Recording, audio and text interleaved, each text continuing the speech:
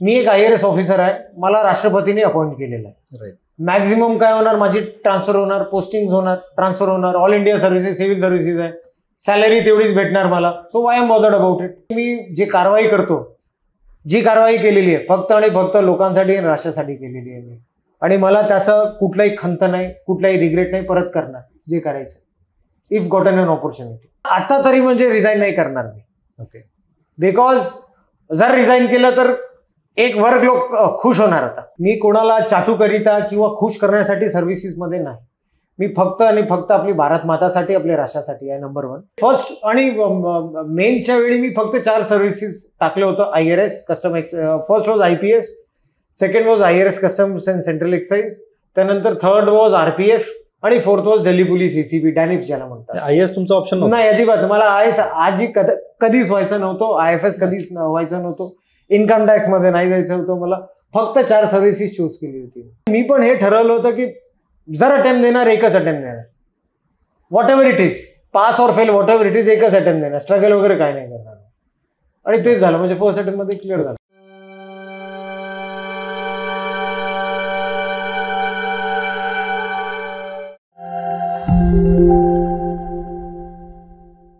नमस्कार, मी किरण निंबोरे. वास्तव कट्ट्यावरती आपल्या सर्वांचं स्वागत.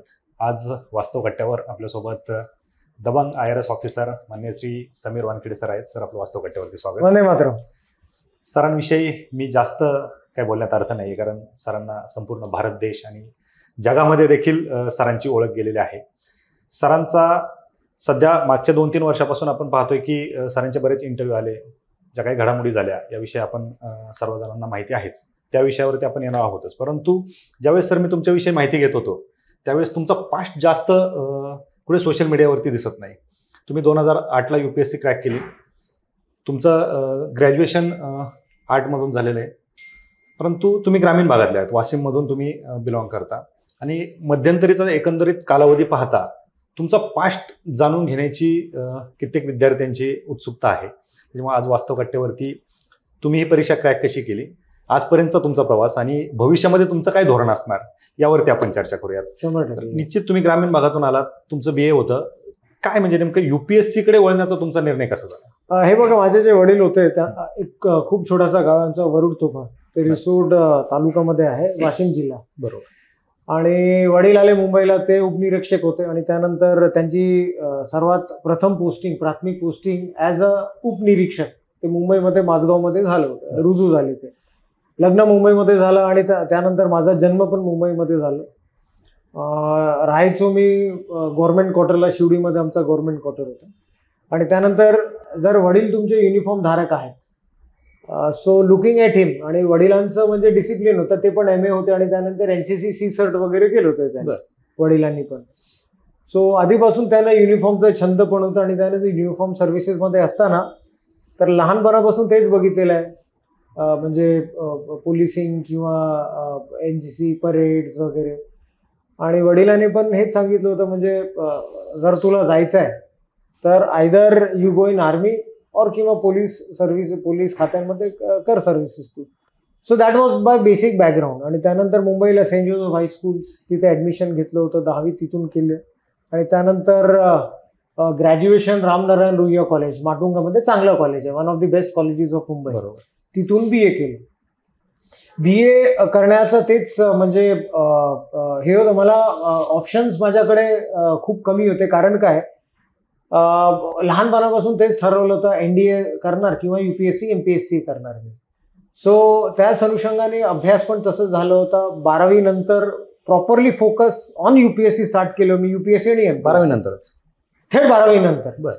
आणि लहानपणापासून म्हणजे NCC मध्ये घेतलं होतं. NCC ABC सर्ट केलेलं आहे.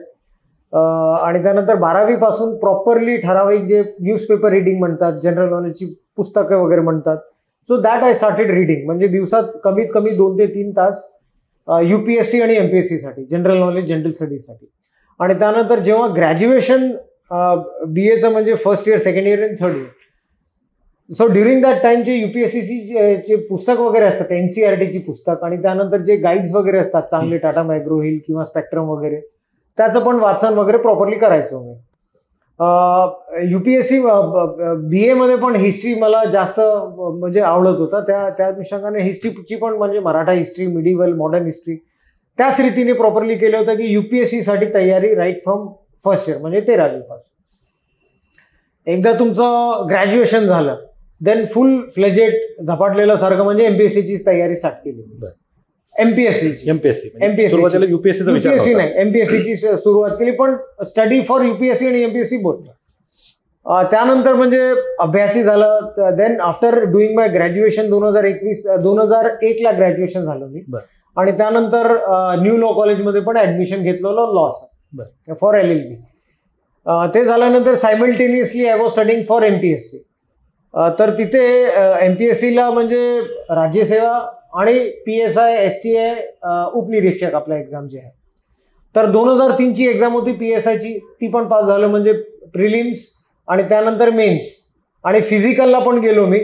फिजिकलला म्हणजे असं झालं होतं, देर वॉज सम इश्यूज फिजिकलमध्ये. नाव नाही घेणार, पण चांगले एक MPSCचे एक मेंबर होते, ही वॉज ऑन फील्ड. आणि त्यानंतर म्हणजे त्यावेळी पण म्हणजे बॉडी बिल्डिंग वगैरे करायचो मी. सो सम इश्यूज हॅपेंड, म्हणजे इश्यूज सारखं असं. मग मी असं सांगितलं, सर जर आपल्याला बोलायचं आहे तर चांगल्या रीतीने आपण बोला. I am not kind of a beggar or something like that. बरोबर. तर म्हणजे तुम्ही रिस्पेक्ट द्या, मी कॅन्डिडेट आहे, तुम्ही चांगलं रिस्पेक्ट द्या मला, मी पण तुम्हाला तसंच रिस्पेक्ट देणार. आणि त्यानंतर मी एक लिहित काय म्हणतात त्याला प्रोटेस्ट करून फील्ड सोडलं मी. की I will not listen to any nonsense talks. आणि त्यावेळेस म्हणजे it was a rebel spirit सारखं झालं होतं. आणि त्यानंतर ते सोडलं मी. तुम्ही PSI वरती पाणी सोडलं? पाणी सोडलं म्हणजे तसं झालं होतं. पुण्याला रामटेकडीमध्ये माझा फिजिकल झालं होतं. तर आता वाटलं की जे देवानी लिहिलेलं आहे तुमचं, म्हणजे जे भाग्यात लिहिलेलं आहे, जर असं वाटलं की जर आता PSI झालं असतं, जॉईन केलं असतं मी, सो आता कुठेतरी मी सिनियर PI झालो असतो. बरोबर. बट देवाला ते म्हणजे भाग्याला ते मान्य नव्हतं. त्यानंतर IRA झालो मी आणि आता ऍडिशनल कमिशनर आहे मी. So whatever happens for good. तर ते एक स्टोरी होती. आणि त्यानंतर राज्यसेवाची पण परीक्षा दिली होती मी, ते पण पास झालो मी. प्रिलिम्स पास झालो, मेन पास झालो. सायमल्टेनियसली IB ची पण परीक्षा दिली होती. सेंट्रल पोलीस ऑर्गनायझेशनची IB ची परीक्षा, ACI2 ची परीक्षा होती, ते पण दिलं मी. आणि त्यानंतर ते पण फायनल लिस्टमध्ये माझं नाव आलं. पॅरामिलिटरी फोर्सेसची जे CPO ची एक्झाम म्हणतात, CISF, CRPF, SSB, then ITBP वगैरे जे 5 पॅरामिलिटरी फोर्सेस आहेत, त्यामध्ये PSI ची एक्झाम, पोलीस सब इन्स्पेक्टरची एक्झाम आहे central, that also I clear. So माझ्याकडे एका वेळी म्हणजे ऑप्शन्स होते, PSI महाराष्ट्र पोलीस, राज्यसेवा, IB ची ACI2 आणि त्यानंतर PSI फॉर पॅरामिलिटरी फोर्सेस. मी वडिलांना पण विचारलं की बाबा काय करायचं मला. तर माझ्या वडिलांनी सांगितलं की तू IB जॉईन कर, कारण काय that is a central organisation also. आणि IBचं नाव पण आहे म्हणजे एक खुफिया एजन्सी आहे, असूचना ब्युरो त्याला हिंदीमध्ये म्हणतात.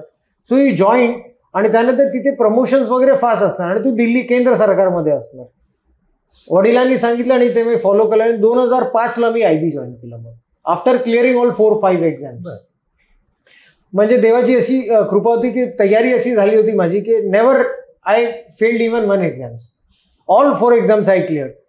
आणि त्यानंतर IB जॉईन केलं. IB ची ट्रेनिंग झाली. त्यानंतर निजामाबादला माझी सर्वात प्रथम पोस्टिंग, एक नक्षल प्रभावित एरिया आहे आंध्र प्रदेशमध्ये, आता तेलंगणामध्ये. 2005ला तिथे पोस्टिंग झाली. चांगले म्हणजे 2 चांगले ऑपरेशन्सही झाले होते आमचे. त्यानंतर माझी पोस्टिंग दिल्लीला पण झाली होती. तर दिल्लीला असताना माझे सिनियर्स लोकांना सांगितलं की तू UPSC दे.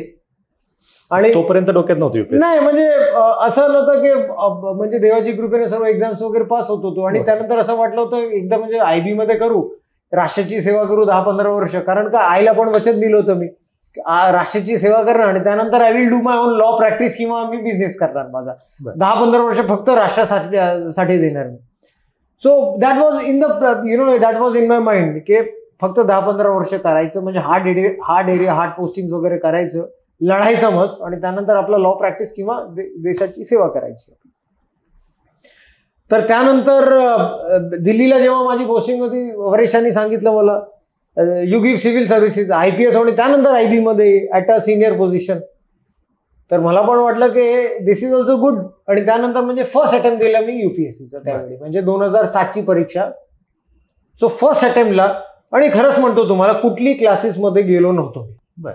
सेल्फ स्टडी होती. 2-3 क्लासेस म्हणजे स्टडी सर्कल आधी MPSC साठी तेव्हा गेलो होतो मी. आणि डॉक्टर आनंद पाटील जी होते त्यांनी पण चांगलं मार्गदर्शन दिलं होतं स्टार्टला MPSC साठी. देन एक प्रोफेसर चांगले होते डॉक्टर बेलेकर हिस्ट्रीचे, ते पुण्यामध्ये राहायचे. ही was my guru till now he is my guru. I am in touch with him.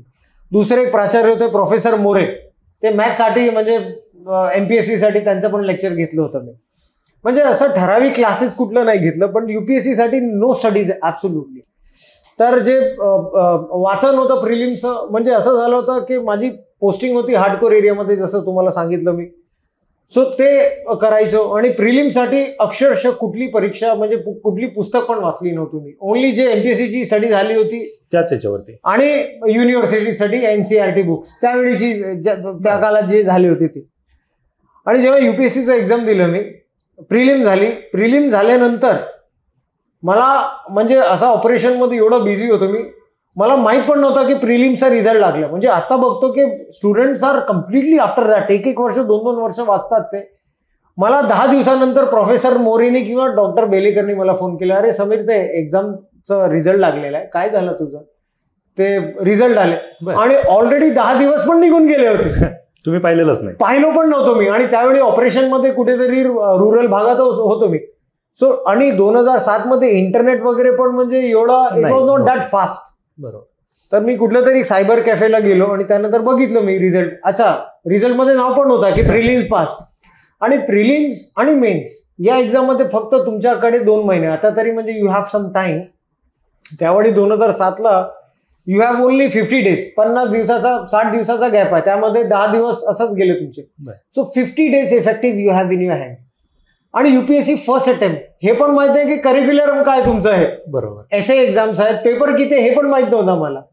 Then I spoke with some professors. तेच आपले बेलेकर साहेबांना विचारलं, आनंद पाटील साहेबांना विचारलं, सर काय वाचायचं आहे मला. त्यानंतर त्यांनी 2-3 चांगली पुस्तक सांगितली मला. ऑप्शन सांगितलं, म्हणजे ऑप्शन्स हिस्ट्री आणि पब्लिक ॲडमिनिस्ट्रेशन. त्यानंतर हिस्ट्रीसाठी रोमिला थापर आणि बाकीचे जे ठराविक चांगले NCERTची बुक्स वगैरे सांगितलं मला. Laxmikant for political science, public ॲडमिनिस्ट्रेशनसाठी महेश्वरी वगैरे 2-3 चांगले पुस्तकाचे नाव दिलं. मी ताबडतोब कुठेतरी म्हणजे एक आंध्रालाच माझं काहीतरी ऑपरेशन चाललं होतं. मी हैदराबादला गेलो, पुस्तक वगैरे 4-5 चांगली पुस्तक घेतली मी. I came back to Mumbai आणि सुट्टी टाकली. म्हणजे 2 महिने मी ड्युटीवर नाही येणार, सुट्टी टाकली. ते 50 दिवस म्हणजे जे झपाटलेलं जे म्हणतात ना हॉन्टेड, त्यासारखं मी अभ्यास केलेला आहे. लास्ट इयरचे क्वेश्चन्स पेपर घेतलं मी. कारण तो म्हणजे in 50 days can you even think about cracking civil services main examination. Curricular पण माहित नव्हतं तुम्हाला, तर लास्ट इयरचे क्वेश्चन्स पेपर घेतलं मी. आणि जे खरं जे युनिव्हर्सिटीची जी म्हणजे वाचन जे झालं होतं तुमचं मुंबई युनिव्हर्सिटी म्हणजे ड्युरिंग आर ग्रॅज्युएशन टाइम आणि NCERTचं ते होतं लक्षात माझ्या हिस्ट्रीमध्ये आणि बाकीचं पॉलिटिकल सायन्स वगैरे. So that came as a handy to me. आणि म्हणजे ड्युरिंग माय ग्रॅज्युएशन टाइम मी नोट्स वगैरे करायचो. जेव्हा एनी पेपर न्यूजपेपर रिडिंग्स वगैरे करायचो, then I has to make my own notes. So that came very handy to me. Shortcut झाला माझं ते. 50 दिवस चांगलं स्टडी झालं माझं. After that I gave my mains. आणि मेन्स झाल्यानंतर म्हणजे चांगली स्टडी झाली होती माझी. म्हणजे असं म्हणजे आता तरी स्टुडंट म्हणतो तर UPSC पोर्शन इज खूप वास्ट आहे, खूप डिफिकल्ट आहे. मला अजिबात वाटलं नव्हतं, खरंच म्हणतो तुम्हाला. आणि मला तर असं झालं तर कुठलं उत्तर आय शुड एलिमिनेट, म्हणजे एवढं चांगली तयारी झाली होती 50 दिवसात without going to any classes. ते झाल्यानंतर म्हणजे जेव्हा मेन ऑल 9 पेपर झाल्यानंतर असं खरंच वाटलं होतं की काहीतरी कॉल येणार कदाचित. Then same thing as expected, लिस्टमध्ये यादीमध्ये नाव पण होतं तुमचं, मेन्स यादीमध्ये पण नाव होतं, फायनल इंटरव्ह्यू लिस्टमध्ये. तर असं वाटलं की काहीतरी म्हणजे आता तरी सिरियसली तयारी करायची तुम्हाला. देन आय वेंट टू, म्हणजे दिल्लीला पोस्टिंगच होती माझी. देन काय केलं मी की एक वाजीराम रवी क्लासेस होती, त्यासाठी मॉक इंटरव्ह्यूला गेलो होतो मी. म्हणजे क्रॅश कोर्स वगैरे त्यांचं मॉक इंटरव्ह्यू वगैरे चांगलं होतं ते घेतलं. म्हणजे कुठल्या पद्धतीचं इंटरव्ह्यू वगैरे काय, पॅनल इंटरव्ह्यू वगैरे काय असेल, फक्त एक घेतलं होतं मी. ते झालं. जेव्हा इंटरव्ह्यूला गेलो मी तेव्हा प्रोफेसर चलम होते, अण्णामलाई युनिव्हर्सिटीचे व्हाईस चान्सलर. आणि म्हणजे तुम्हाला पण माहित असेल कदाचित प्रोफेसर साहेब की whenever any interview panel UPSCचं म्हणजे ऑल आर हुज हू, म्हणजे इंटेलेक्च्युअल असतात ते. तर ते खूप चांगलं इंटरव्ह्यू गेला माझा. आणि त्यानंतर मी काय ऑलरेडी एक पोलीस ऑफिसर होतो, त्यासाठी म्हणजे नॉर्मल स्टुडंट सारखं मला प्रश्न नाही विचारलं सब्जेक्ट बद्दल आणि हे बाकीचं. नॅशनल सिक्युरिटी बद्दल IB मध्ये ऑलरेडी होतो, नक्षल पॉलिसीज वगैरे, आणि त्यानंतर लॉ अँड ऑर्डर कसं करणार तुम्ही, हे नॅशनल लेवलवर प्रश्न विचारले गेले मला. आणि खरं सांगतो तुम्हाला, म्हणजे I was not that great also, म्हणजे की मला म्हणजे आय एम सुपर स्मार्ट वगैरे तसं, पण नॉर्मल स्टुडंट. आणि त्यानंतर म्हणजे जे प्रश्न वगैरे पण विचारले गेले त्यामध्ये 2-3 प्रश्न मला समजलं पण नाही, म्हणजे आला पण नाही, आणि मी I was very cool and confident enough आणि सांगितलं sir I don't know this question. Okay. तर दुसरा क्वेश्चन मला विचारला गेला, that also I didn't know, तर हे पण सांगितलं sir sorry I don't know this also. तिसऱ्याने मला विचारलं, ते पण मला येत नव्हतं, मी सांगितलं sir I don't know this. म्हणजे you should be truthful, you cannot bluff. कशाला ब्लफ करू मी, म्हणजे I am not here to please anybody, जे काही खरं तेच उत्तर देणार मी. बरोबर. आणि म्हणजे असं आहे की सी समवेअर ऑनेस्टी आणि ह्युमिलिटी ऑल्सो वर्क्स. आणि माझं असं झालं की I did not give any shallow answer आणि ब्लफ नाही केलं. जर तुम्ही खोटं सांगितलं किंवा काही ब्लफ केलं, तुमचं पूर्ण इंटरव्ह्यू त्यामध्ये जाणार. Your entire 40 minutes will go into that. So why to do that. तर जे प्रश्न मला ते विचारलं, माझं उत्तर दिलं मी, त्यांना पटलं, आणि त्यानंतर वीज टू गो अहेड. आणि मस्त 40 मिनिटं माझा इंटरव्ह्यू झाला, 40 minutes. आणि जेव्हा मी बाहेर आलो, मला 100% वाटलं की I will definitely become something outside by going outside this building. आणि तेच झालं. फायनली लिस्टमध्ये आलं. म्हणजे फर्स्ट आणि मेनच्या वेळी मी फक्त 4 सर्व्हिसेस टाकलं होतं. IRS custom, first was IPS, second was IRS customs and central excise, त्यानंतर थर्ड वॉज RPF, आणि fourth was Delhi police ACP डॅनिप्स ज्याला म्हणतात. IAS तुमचा ऑप्शन नाही, अजिबात. मला IAS आजी कधीच व्हायचं नव्हतं, IFS कधीच व्हायचं नव्हतं, इन्कम टॅक्स मध्ये नाही जायचं होतं मला. फक्त 4 सर्व्हिसेस चूज केली होती, आणि that I got my second option. आणि आय वॉज व्हेरी हॅपी की पोस्टिंग मला मुंबईमध्ये म्हणजे आई वडिलांबरोबर असणार मी.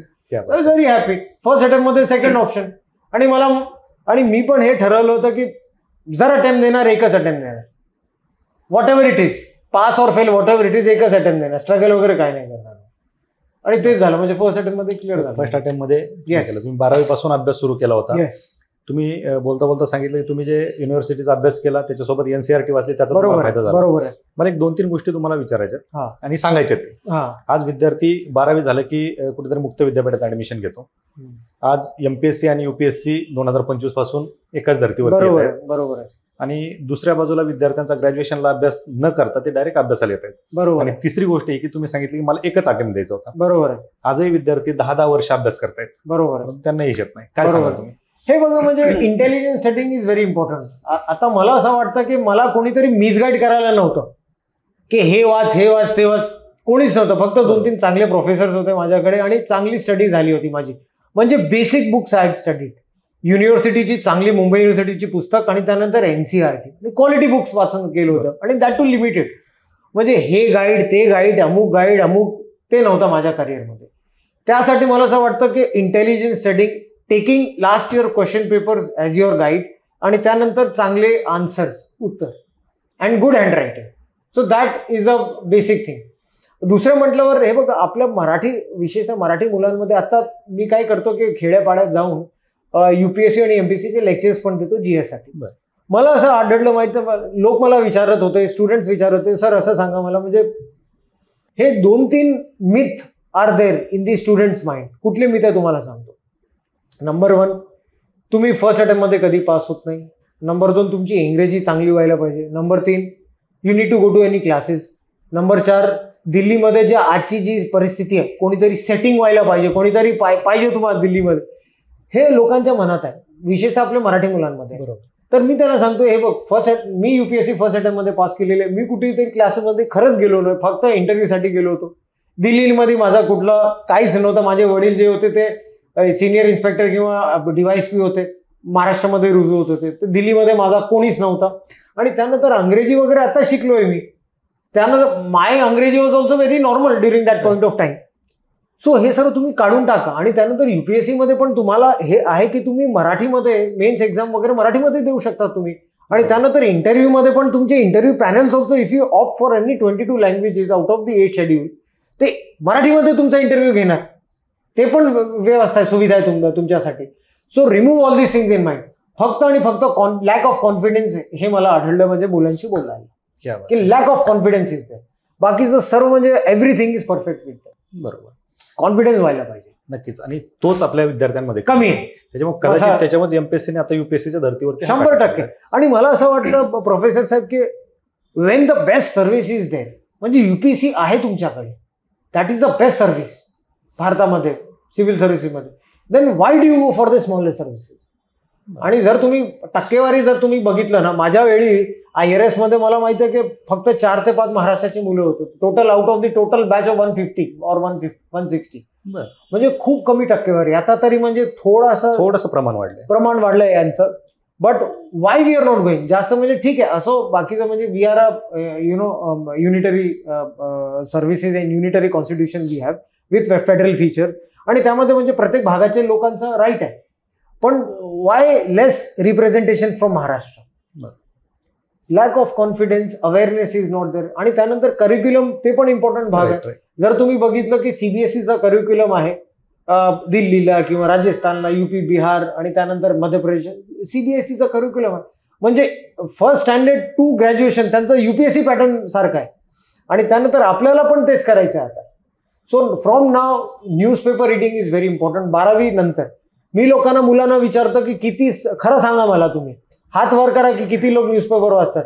फक्त 2-3 लोक हात वर करतात. मी तेच म्हणतो, म्हणजे rather than spending time on Instagram, Twitter, newspaper कमीत कमी 40 मिनिट्स किंवा अर्धा तास तुम्ही स्पेंड करा. ते तुम्हाला सोपं पडणार पुढे जाऊ. So those very small tips are there. मुलांना काय पाहिजे, रेडी पाहिजेत. म्हणजे कुणीतरी न्यूजपेपर मधून नोट्स काढेल, त्याचं बुक आमच्याकडे नाही, तसं नाही होणार. मी म्हणजे तससंच करायचो. 12वी नंतर तुम्हाला जसं सांगितलं, द हिंदू हे चांगले न्यूजपेपर एक आहे. आणि त्यानंतर आपला लोकसत्ता, लोकमत, जे काय मराठी MPSC साठी असेल, I use to read that. आणि माझी एक नोटबुक असायची, माझ्या स्वतःची नोटबुक. सो एनी न्यूजपेपर्स, म्हणजे तुमचा RBIचा धोरण काय, न्यू इकॉनॉमिक पॉलिसी काय, न्यू एज्युकेशन पॉलिसी काय, यावेळीचं म्हणजे नोबेल पुरस्कार कोणी जिंकलेला आहे, what are the Roland Garros, US open, Australian opens, त्यानंतर आपला विमिल्टन हे कोणी जिंकले. सो इमिजिएटली मी माझे नोट्स तयार करायचे, म्हणजे short notes. So I never use to refer any other books for GS. हेच म्हणजे जेव्हा कुठल्या तरी परीक्षा मला द्यायची, I use to just read that, झालं माझं. बरोबर. सर, आणखी एका मुद्द्यावरती येतो की आज आपण पाहतो की तुम्ही अधिकारी झालात, तुमची ओळख अतिशय तडफदार आणि डॅशिंग अधिकारी म्हणून आहे. आज आपण पाहतो कित्येक अधिकारी गव्हर्नमेंटच्या विरोधात असेल किंवा मोठे सेलिब्रिटी असतील, कुणी MP असेल, MLA असेल किंवा कुणी राजकीय प्रतिनिधी असतील, यांच्या विरोधात जाण्यासाठी शक्यतो कुणी तयार नसतं. आज तुम्ही या सगळ्यांच्या विरोधात जाताय. परंतु आणि आपण पाहतो की तुम्ही मुंबई एअरपोर्टवरती बऱ्याच सेलिब्रिटींना अडवलं, कारवाया केल्या, त्यांच्याकडून टॅक्स भरून घेतला, किंवा इतर तुमच्या ड्रगच्या कारवाया आहेत, हजारो कोटींचा तुम्ही ड्रग्ज जप्त केलं. ह्या सगळ्या गोष्टी होत असताना पहिला प्रश्न, तुमच्या मनात भीती नव्हती का? आणि दुसरा प्रश्न, आज तुमच्यावरती जो दबाव येतो, तर हा दबाव पाहून इतर जे नवीन अधिकारी आहेत यांच्या मनामध्ये भीती बसणार नाही का? अशा जर आपण कारवाया केल्या आणि अशा पद्धतीने आपण जर डॅशिंग काम केलं तर कदाचित आपल्यावरती अशा प्रकारे कारवाई होतात. काय सांगाल तुम्ही? सर्वात प्रथम हे बघा, भीती कशाची? तुम्ही जर राष्ट्राची सेवा करायची आहे तुम्हाला आणि तुम्ही जेव्हा खाकी घातलेला आहे, तर कशाची भीती? बरोबर. हे बघा, म्हणजे आपल्याला मृत्यू सर्वांना येणार. बरोबर. तर राष्ट्राच्या मार्गाने जर तुम्हाला मृत्यू आला तर याच्यापेक्षा कुठली मोठी गोष्ट आहे तुमच्यासाठी, कुठल्या तरी अधिकारीसाठी? You can die on your death bed also. Road cross करताना तुमचा मृत्यू होणार. बरोबर. राष्ट्राच्या मार्गाने, राष्ट्राची सेवामध्ये तुमचा जर मृत्यू बलिदान झालं, त्याच्यापेक्षा काय मोठं आहे? So I think like that. I find opportunities to serve my motherland. मृत्यू माझा कधी होणार? आणि म्हणजे भारतचा what is the life expectancy? 65 years. तर 65 इयर्स मी का भितरासून कापणार का? I will never do that. So I will do whatever राष्ट्राला रिक्वायर आहे, आणि मी बेधडकपणे करणार. आज किंवा उद्या सर्वांचा मृत्यू होणार. So why to be scared about anybody? परंतु असं नाही वाटत का की कित्येक अधिकारी असं काहीतरी धाडसाचं काम करण्याचा प्रयत्न करतात, परंतु कुणीतरी सेलिब्रिटी असतं किंवा कुणीतरी राजकीय व्यक्ती असतो आणि यांच्यावरती कारवाई होताना कुठेतरी वरून प्रेशर येतो, त्यावेळेस जे अधिकारी असतात, जे कारवाई करणारे असतात, ते असे डिमोरलाइज होतात, असं नाही वाटत? डिमोरलाइज म्हणजे आहे तसं, पण माझं असं आहे की हे बघा, जसं तुम्हाला सांगितलेलं मी की I am not here to please anybody. मी कोणाला चाटूकरिता किंवा खुश करण्यासाठी सर्व्हिसेसमध्ये नाही. मी फक्त आणि फक्त आपली भारत मातासाठी, आपल्या राष्ट्रासाठी आहे. नंबर 1. मला फक्त 2 लोकांना माझं तोंड दाखवायचं आहे, माझी राष्ट्र आईला आणि माझी घरी आईला. बाकी काय not bothered about anything. Number 3, मी एक IAS ऑफिसर आहे, मला राष्ट्रपतीने अपॉइंट केलेलं आहे. मॅक्झिमम काय होणार, माझी ट्रान्सफर होणार, पोस्टिंग होणार, ट्रान्सफर होणार. All India services, civil services आहे, सॅलरी तेवढीच भेटणार मला. So why am bothered about it. बरोबर. नंबर 4, मी एक लॉयर आहे, आय एम एन LLB. जर मला असं वाटलं की I cannot take any wrong instructions आणि झालं, आता मी रिझाईन करणार, माझी लॉ प्रॅक्टिस करणार. इथे भारत राष्ट्र आईची सर्व्हिस करतो खाकी घालून, तिथे I will serve my nation again as being as a lawyer. So why am scared, I am not scared. जर मला असं वाटलं, आजही मला असं वाटलं की मला म्हणजे झालं आता माझं, I will resign and do some my own practice. बरोबर. तर ह्या सगळ्या तुम्ही कारवाया करत होते. कित्येक तुम्ही ह्या ज्या ड्रग्सच्या टोळ्या आहेत यांना पकडलं, हजारो कोटींचं ड्रग्स पकडलं. आज आपण पाहतो की मागच्या 2 महिन्यापूर्वी पुण्यामध्ये दौंडसारख्या ठिकाणी मोठ्या प्रमाणात ड्रग्स सापडलं. राईट. काय संदेश द्याल तुम्ही या तरुणाईला? मी लोकांना फक्त म्हणजे स्पेशली तरुण लोकांना हे सांगणार, जे आपले युथ पॉप्युलेशन आहे, भारतात 30% जे टक्केवारी आहे ते युवकांचं आहे. तर आपल्याला म्हणजे कसं राष्ट्र कसं पाहिजे आपल्याला, मला तर जर तुम्ही विचारलं समीर वानखेडेचं पर्सनल, भारतचा एक नॉर्मल नागरिक, मला एक माझा जोरदार भक्कम राष्ट्र पाहिजे मला. तर तुम्ही म्हणजे काय, तुम्हाला नशेडी गंजेडी कसं पाहिजे तुम्हाला लोक? त्यासाठी मी जे कारवाई करतो, जी कारवाई केलेली आहे फक्त आणि फक्त लोकांसाठी आणि राष्ट्रासाठी केलेली आहे मी. आणि मला त्याचं कुठलाही खंत नाही, कुठलाही रिग्रेट नाही, परत करणार जे करायचं इफ गॉटन एन ऑपॉर्च्युनिटी. दुसऱ्या सांगितल्यावर मी फक्त हे सांगणार युवकांना की तुम्हाला काय करायचं आहे, म्हणजे तुम्हाला कसं राष्ट्र पाहिजे. सो सर्वांना हे सांगू इच्छितो की सर्व म्हणजे UPSC वगैरे सर्व्हिसेसमध्ये रुजू पॉसिबल पण नाही त्यांच्यासाठी. तर 10 ते 15 वर्ष कमीत कमी तुम्ही फक्त राष्ट्रासाठी द्या. युनिफॉर्म घाला, आर्मीमध्ये जा, पोलीसमध्ये जा, IPS मध्ये जा, IAS मध्ये, ते शक्य नाही. तुम्ही चांगले इंजिनियर व्हा, रुरल भागामध्ये सर्व करा, तुम्ही राष्ट्राची सेवा करा, तुम्ही चांगले डॉक्टर व्हा, जव्हार, वाडा, गडचिरोली, चंद्रपूर तिथे सर्व करा, राष्ट्राची लोकांची सेवा करा, कमीत कमी 10 ते 15 वर्ष. Then after that you are your for yourself. मी जर तुम्ही मला म्हणजे एक क्रोनॉलॉजी जर तुम्ही मला विचारली की क्रोनॉलॉजी ऑफ प्रायोरिटी, माझ्यासाठी सर्वात प्रथम राष्ट्र सर्वोपरी. सर्वात प्रथम माझं राष्ट्र येणार, त्यानंतर माझा समाज येणार, त्यानंतर माझे लोक, माझी फॅमिली येणार आणि त्यानंतर मी येणार. So this should be your chronology. तर 10 ते 15 वर्ष तुम्ही फक्त राष्ट्रासाठी. बरोबर. तुम्ही 2-3 वेळा उल्लेख केला की 10 ते 15 वर्ष तुम्ही देखील सर्व्हिस करणार होते आणि त्यानंतर स्वतःमध्ये काय फ्युचर प्लॅन? काय फ्युचर प्लॅन आहे तेच राष्ट्राची सेवा करायची आहे. पण आता तरी म्हणजे रिझाईन नाही करणार मी. ओके. बिकॉज जर रिझाईन केलं तर एक वर्ग लोक खुश होणार आता. Yes. So I don't want to give them that pleasure. तर अजून काम बाकी आहे, राष्ट्राची खूप सेवा करायची आहे. So I will resign. I will definitely I will बाकीचे पण क्षेत्र आहे काम करण्याचे. I am still 45 years old आणि बाकीचं म्हणजे एज पण आहे. So I will do at my own will and at my own decision I will take my own will whenever I feel like. लोकांची सेवा करायची, कुठल्या रीतीने कुठल्या स्वरूपात करायचं ते म्हणजे भागेमध्ये काय लिहिलं ते पुढचा काही सांगता येत नाही. बरोबर. सर, आपण एक म्हण ऐकत असतो की ज्यावेळेस योद्धा शरण येत नाही त्यावेळेस त्याला बदनाम केलं जातं. ज्यावेळेस तुम्ही कारवाया करत होते, धडक कारवाया तुमच्या चालल्या होत्या, त्यावेळेस तुमच्या जातीवरून असेल किंवा तुमच्या कपड्यांवरून असेल, तुमच्या घड्याळावरून असेल, तुमच्या प्रॉपर्टीवरून असेल, याच्यावरून तुम्हाला ट्रोल केलं जातं. 100%. येस. काय सांगाल तुम्ही? याच गोष्टी भविष्यात काही अधिकाऱ्यांच्या बाबतीत घडू शकतात. 100%. म्हणजे this was the thing to demoralise you. कारण हे बघा, जे वानखेडेचं आम्ही जसं त्यावेळी ते नाव खराब केलं, तुमचं पण करणार. ते म्हणजे एक मेसेज होता त्यांच्यासाठी. पण जर तुम्ही मला विचारलं, ते माझ्यासाठी एंटरटेनमेंट होतं. It is an entertainment still for me. आजही मला असं वाटतं की पेपरमध्ये काही नाही आलं तुमच्या विरोधात, देन समथिंग इज रॉंग. मी स्वतःवर विचारलो, अरे Sameer sir, something is wrong with you, पेपरमध्ये काय दिसत नाही. So something is wrong with you, you not working properly. So that is an entertainment for me. आणि दुसरं म्हटल्यावर जर तुम्ही प्रवाहाच्या विरुद्धात जर कारवाई वगैरे करतात, so these things are expected. हे एक्सपेक्ट नाही झालं होतं की माझी फॅमिलीवर अटॅक होणार, माझी मृताईवरती अटॅक होणार, माझी सिस्टरवर अटॅक होणार, माझी वाईफवर अटॅक होणार, हे वाटलं नव्हतं मला. म्हणजे ह्या घाण प्रकारचं होणार हे नाही माहित होतं मला. But I was ready for all these things. आणि स्टील आय एम वेटिंग की आता तरी फक्त 10-15 असे लोक आलेले आहेत, 990 लोकांसाठी वेट करतोय मी. आणखीन यापुढे किती तुमच्याकडे हिंमत आहे बघतो मी. आणि मी तिथेच आहे नक्कीच. आणि जोरात जबाब तुमचा उत्तर देणार मी आणि जोरात लढा देणार तुम्हाला. नक्की सर, तुमच्यासारखे जर अधिकारी असतील तर निश्चित अशा कारवाया होत राहतील. आणि ही जी काही तरुणाई कुठेतरी वेगळ्या दिशेला चालली, हे निश्चित कुठेतरी आपण म्हणतो ना लाईनवर येईल किंवा रस्त्यावरती येईल. निश्चितच सर, ज्यावेळेस आपण आता तुमच्या प्रवासाविषयी आपण जाणून घेत होतो त्यावेळेस तुम्ही सांगितलं की तुम्ही खूप कमी वेळामध्ये यश संपादन केलं.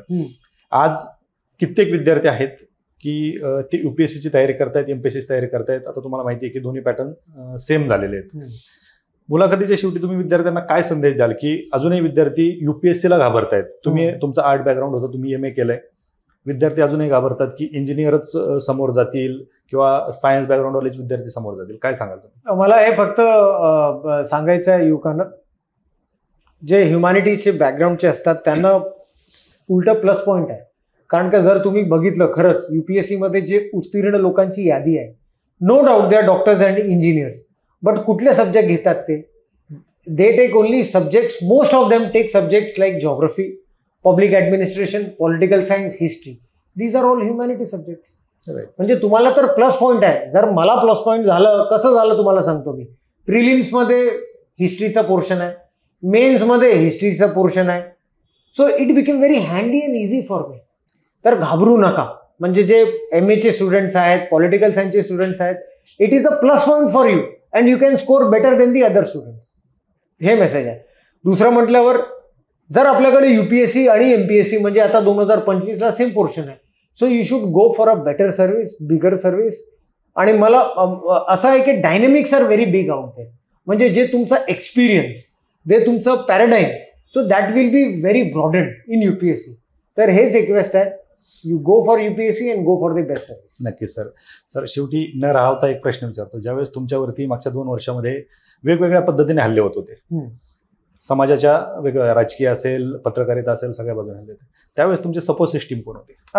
सपोर्ट सिस्टीम तर सर्वात प्रथम माझी फॅमिलीमध्ये माझे वडील आहेत, माझी सिस्टर आहे आणि जी माझी घरची Rani Laxmibai, Kranti. Yes, they are the support system. लोक म्हणजे असं म्हणायचे मला, अरे बाकीचे हे आरोप प्रति-आरोप, तुला झोप वगैरे येते का? मी त्यांना म्हणायचो मस्त निवांत 6 तास झोपतो मी, आज इथे 6 तास झोपतो मी. आणि त्यानंतर घरची अशी परिस्थिती होती माझी की समीर लढ, थांबायचं नाही तुला. म्हणजे मनगटीत मा भवानीची ताकद आहे तुझ्या, लढ. आणि आमच्याकडे यायचं नाही, बिंदास लढ, आमची काळजी पण करू नको, we are capable of handling असेल, बिंदास लढाई करते. आता तेच म्हणतात मला. आणि हे पण म्हणतात शरणगत, सरेंडर अजिबात नाही करायचं, काही असू दे, आमची चिंता करू नको, बिंदास पुढे लढ. निश्चित. कारण तुमच्या पाठीमागे ढाल घेऊन राणी लक्ष्मीबाई होती. 100%. मीडियाला, आम्ही मीडियामध्ये पाहत होतो, मीडियाच्या तलवारी तर ते तर म्हणतात की अरे या म्हणजे 2-3 प्रकारचे घाण लोक होतात, त्यांचं नाव नाही घेणार मी, कधीच घेत पण नाही, तेवढं इम्पॉर्टंट आहे माझ्यासाठी ते लोक. जेव्हा ते लोक माझ्यावरती आरोप लावायचे, तर ते लोक तर असं सांगायचे, माझ्या घरचे लोक, ते बाई, जे घरामध्ये जे बायका वगैरे असायची, सिस्टर वगैरे आणि क्रांती वगैरे, की अरे आम्ही त्यांना पुरणार, तू नंतर येणार, आधी आम्ही त्यांच्याशी लढू, जर आमच्याशी नाही हँडल होणार तेव्हा तू ये मैदानात. तर तसं झालं, तेच लढत त्या लोकांची. ही मोठी ताकद होती तुमची. 100%. निश्चितच सर. भविष्यामध्ये राजकीय प्रवेश किंवा म्हणजे तुमच्या रिझाईन नंतर हे बघा, म्हणजे जसं तुम्हाला सांगितलं भाग्यामध्ये काय लिहिलं ते कोणालाच माहिती, उद्या काय होणार ते नाही. आता चर्चा चालू होत्या, चर्चा वगैरे, ते ठीक आहे, म्हणजे ठीक आहे. Finally you have to serve the people only. खाकी घालून करा किंवा कुठल्या दुसऱ्या रूपरेषामध्ये करा, तुम्ही राष्ट्राची सेवा करायची. पुढे काय होणार खरंच मला म्हणजे काही टिप्पणी करू शकत नाही आणि माहित पण नाही मला पुढे काय होणार. नक्कीच बघू आपण काय, म्हणजे कसं प्रवाह काय होतो, काय कसं ठरतो. निश्चितच सर. तुमच्या भावी वाटचालीसाठी शुभेच्छा. आणि खरंच तुमच्यासारखे दबांग अधिकारी जर असतील आणि प्रत्येकाने जर असा विचार केला तर भारत देश, तर बऱ्याच जणांनी सांगितलं महासत्ता बनणार, पण महासत्ता तर बनेलच, परंतु जो काही कचरा आहे तो कचरा भारतातून बाहेर पडण्यासाठी खूप निश्चित मदत होईल. तुमच्यासारखे अधिकारी कचरा साफ करायचा आहे, शिंतोडे तुमच्यावरती उडणार. 100%. So we should be ready for that. तो माझं तुम्हाला एक विनंती असेल की तुमच्यासोबत तुम्ही असे काही अधिकारी घडवले पाहिजेत की जे तुम्हाला कचरा साफ करण्यासाठी मदत करतील. ट्राय करणार निश्चित सर, आपण वास्तव कट्ट्यावरती आलात आणि खरं तर आजपर्यंत न ऐकलेले समीर वानखेडे सर, कारण तुमचा जो प्रवास होता आजपर्यंत तुमच्यावरती खूप चिखलफेक झाली, तुमचं गुणगान गायलं गेलं, सगळ्या गोष्टी झाल्या, परंतु तुमचा हा जो काही प्रवास होता हा कुठे जास्त ऐकायला भेटत नव्हता. निश्चितच तुम्ही आज वास्तव कट्ट्यावरती तुमचा प्रवास मांडला, त्याबद्दल आपले खूप खूप आभार. धन्यवाद. वंदे मातरम. थँक्यू.